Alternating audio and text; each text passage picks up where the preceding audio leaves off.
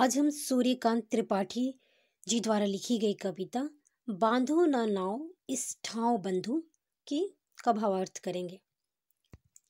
निराला जी द्वारा लिखी गई यह कविता जो है, इस कविता में जो है एक प्रेम कहानी का वर्णन है।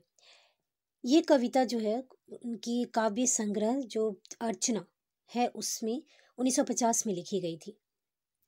बांधो ना नाव इस ठाव बंधु, इस कविता में जो है कवि ने अपनी सुखद स्मृति को तन्मयता से वर्णित किया है।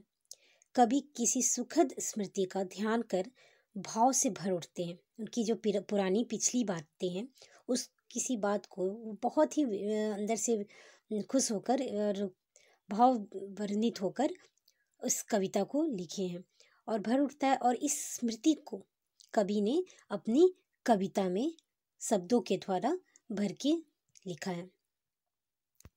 कविता में कवि ने किसी नायिका का वर्णन किया है जो कि उस नदी के घाट पे, नदी के जहाँ पे है वहाँ पर आती है, स्नान करती है और वहाँ पे बार बार आती है अपने काम के लिए। तो उसी बातों का इस कविता में वर्णन किया गया है। तो शुरू करते हैं। बांधो ना नाव इस ठाव बंधु, पूछेगा सारा गांव बंधु। यह घाट वही जिस पर हंसकर वह कभी नहाती थी धंसकर। आंखें रह जाती थी कसकर, कांपते थे दोनों पांव बंधु। वह हंसी बहुत कुछ कहती थी, फिर भी अपने में रहती थी। सबकी सुनती थी, सहती थी, देती थी सबके दांव बंधु। इस कविता में जो है कवि ने अपनी पुरानी बातों में कभी इस घटना का जो स्मरण आता है और उसे अपने इन शब्दों के द्वारा लिखा है कि किस नाव में जहाँ पर नाविक जो है वो अपने नाव को बांधने का प्रयास करता है तो कवि उसे बोलते हैं कि नाव, हे बंधु, हे भाई, तुम इस जगह पे अपनी नाव को मत बांधो। और क्यों उस ठाव बोलते हैं कि इस ठाव में मत बांधो, ठाव का अर्थ है जगह, तो क्यों इस जगह पे नाव बांधने मना करते हैं, तो उसके बारे में वर्णन किया है कवि ने कि उस जगह पर उनकी जो नायिका थी यानी एक लड़की जो थी वो इस जगह पे आती थी और स्नान करती थी और दोनों हाथ जोड़कर जो है कवि नायक जो है वो जो नाव रखने जाता है उससे निवेदन करते हैं कि तुम इस जगह पे अपने नाव को मत बांधो, क्योंकि उस जगह पे उनकी पुरानी यादें छिपी है और उस पुरानी यादों का स्मरण उनके मन में आ जाता है। और वो कहते हैं कि जब वो नहाती थी यहाँ पर तो आंखें रह जाती थी फंसकर, मतलब उसे देख देख कर कवि की जो है आंखें स्तब्ध रह जाती थी। और आज भी ये उनकी यादें जो हैं तरोताज़ा हो जा रही हैं, इसलिए वो नाविक से निवेदन करते हैं कि इस ठाव में अपने नाव को मत बांधो।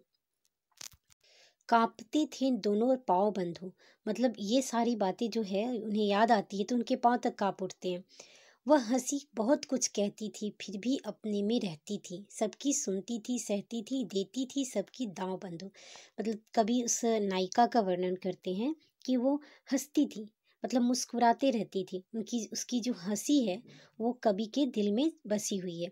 तो उनकी जो हंसी थी वो बहुत ही मनमोहक थी और वो फिर भी वह कुछ अपने में रहती थी, वो हंसती रहती थी और अपने आप में वो नायिका जो है खोई रहती थी और सबकी सुनती थी, सहती थी, देती थी सबकी दाव बंधु। मैंने वो सभी की बातें सुनती थी लेकिन वो उसे व्यक्त नहीं करती थी, उसे सह जाती थी। बहुत कुछ बातें होती थी जिसे वो सह जाती थी और फिर भी उसके होठों पे मुस्कान रहती थी।